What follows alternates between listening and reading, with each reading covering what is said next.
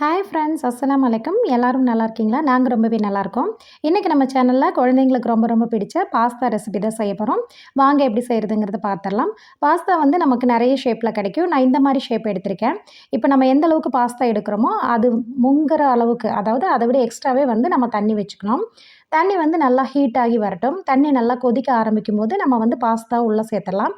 நான் வந்து ஒரு 1½ பவுல் ஃபுல்லாக சேர்த்துக்கிறேன். இது வந்து 3 பேர் சாப்பிட்ற அளவுக்கு கரெக்டாக இருக்கும். சேர்த்துட்டு கூடவே தேவையான அளவு உப்பையுமே சேர்த்துக்கலாம். இது வந்து ஒன்றோட ஒன்று ஒட்டாமல் இருக்கிறதுக்கு லைட்டாக குக்கிங் ஆயிலுமே சேர்த்துக்கலாம். சேர்த்துட்டு நல்லா மிக்ஸ் பண்ணி விட்டுருங்க. எனக்கு வந்து இது வேகிறதுக்கு ஒரு 9, 10 நிமிஷம் ஆச்சு. நீங்கள் எந்த மாதிரி பாஸ்தா எடுக்கிறீங்களோ அதுக்கு தகுந்த மாதிரி வெந்து வர்றதுக்கு பார்த்துக்கோங்க. ரொம்ப வெந்து வரக்கூடாது, குழையவும் விட்டுறக்கூடாது. கரெக்டான அளவு பதத்துக்கு வரணும். அப்போ தான் வந்துங்களும் உங்களுக்கு டேஸ்ட் நல்லாயிருக்கும்.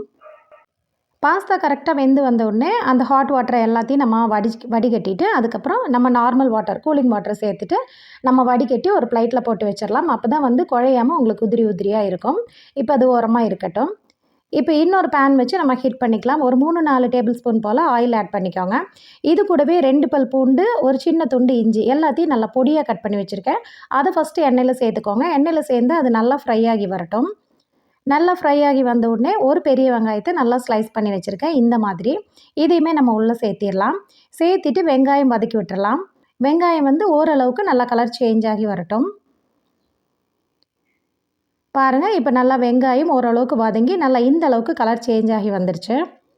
இப்போ நான் வந்துட்டு ஒரு 2 பெரிய சைஸ் தக்காளி எடுத்து நல்லா மிக்ஸி ஜாரில் சேர்த்து நல்லா நைஸ் பேஸ்ட்டாக அரைச்சி வச்சுருக்கேன். அதை நம்ம உள்ளே சேர்த்திடலாம். உள்ளே சேர்த்திட்டு அதையுமே அதோட பச்சை வாசனை போகிற வரைக்கும் நல்லா மிக்ஸ் பண்ணி விட்டுருங்க. தக்காளி வந்து அதோட பச்சை வாசனை போய் நல்லா கொதி வர ஆரம்பிக்கும். இந்த ஸ்டேஜில் நம்ம இந்த பாஸ்தாக்கு தேவையான அளவு மிளகாத்தூள் சேர்த்துக்கலாம். நான் வந்து சக்தி மிளகாத்தூள் எடுத்துருக்கறனால காரமாக இருக்கும். ஸோ 1 டீஸ்பூன் போல் நான் சேர்த்துக்கிறேன்.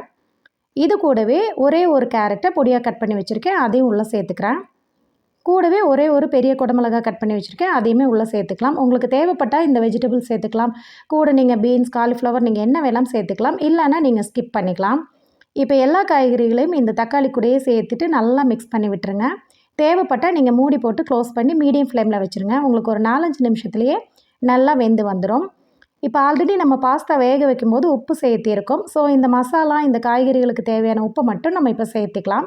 சேர்த்துட்டு நல்லா மிக்ஸ் பண்ணி விட்டுருங்க. உங்களுக்கு ஒரு 3-4 நிமிஷத்துலேயே உங்களுக்கு இது வெந்து வந்துடும். ரொம்ப வேகாது, ஒரு க்ரன்ச்சியோட நல்லா கரெக்டாக இருக்கும். இப்போ பாருங்கள், அந்த தக்காளியோட சாஸ் எல்லாம் நல்லா வற்றி வந்திருக்கு.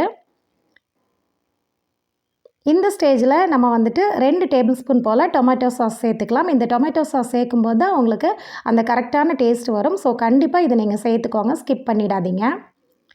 சேர்த்துட்டு நல்லா மிக்ஸ் பண்ணி விடுங்க. இது சேர்க்கும்போது உங்களுக்கு நல்லா பார்க்குறக்கு கலர்ஃபுல்லாகவுமே இருக்கும். குழந்தைங்க ரொம்பவே விரும்பி சாப்பிடுவாங்க. இந்த வெஜிடபிள்ஸ் எல்லாம் தூக்கி போடாமல் சாப்பிடுவாங்க. இந்த ஸ்டேஜில் நம்ம வேக வச்சு ஆற வச்சுருக்கிற பாஸ்தாவை உள்ளே சேர்த்துடலாம். பாருங்கள் எந்த அளவுக்கு உதிரியாக இருக்குது. இப்போ இது எல்லாத்தையும் உள்ளே சேர்த்துட்டு மீடியம் ஃப்ளேமில் வச்சுக்கோங்க. அதாவது ஃப்ளேமை கம்மி பண்ணிவிட்டு எல்லாத்தையும் நல்லா மிக்ஸ் பண்ணி விடுங்க. அந்த கொஞ்சம் லிக்விடாக இருக்கிற அந்த டொமேட்டோ சாஸ் எல்லாமே வந்து பார்த்திங்கன்னா உங்களுக்கு இதுக்கு உள்ள வரைக்கும் நல்லா போய் பிடிக்கணும். அந்த அளவுக்கு நல்லா மிக்ஸ் பண்ணி விடுங்க.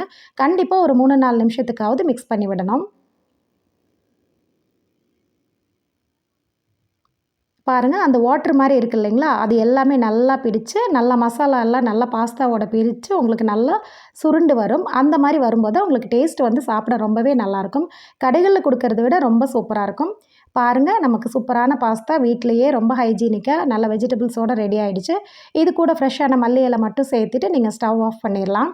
இதை மட்டும் நீங்கள் செஞ்சு பாருங்கள். கண்டிப்பாக உங்கள் பிள்ளைங்க இதே மாதிரி டைப்பில் தான் செஞ்சு தர சொல்லி அடிக்கடி கேட்பாங்க. இந்த ரெசிபி பிடிச்சா லைக் பண்ணுங்கள். நம்ம சேனலை இப்போ தான் ஃபஸ்ட் டைமாக பார்க்குறீங்க அப்படின்னா நம்ம சேனல் ஆகவால்டு சப்ஸ்கிரைப் பண்ணுங்கள். நெக்ஸ்ட் ஒரு ஈஸியான டேஸ்டியான ரெசிபியோட எல்லாருமே மீட் பண்ணுறேன். தேங்க்ஸ் ஃபார் வாட்சிங்.